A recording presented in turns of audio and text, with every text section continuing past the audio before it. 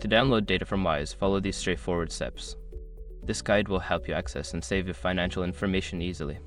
Step 1. Log into your account. Visit the Wise website or open the Wise app. Enter your login credentials to access your account dashboard. Step 2. Navigate to the Data section. Once logged in, look for the section labeled Account or Settings.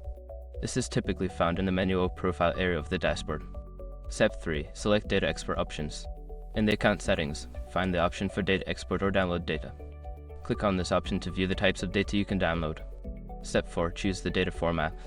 Select the format in which you want to download your data, such as CSV or PDF. Make sure to choose the format that best suits your needs for analysis or record keeping. Step 5. Download the data. After selecting the format, click the Download button. The data file will be generated and saved to your device, allowing you to access it whenever needed. By following these steps, you can easily download your data from Wise. If you encounter any issues, consider checking the Help section or contacting customer support for assistance.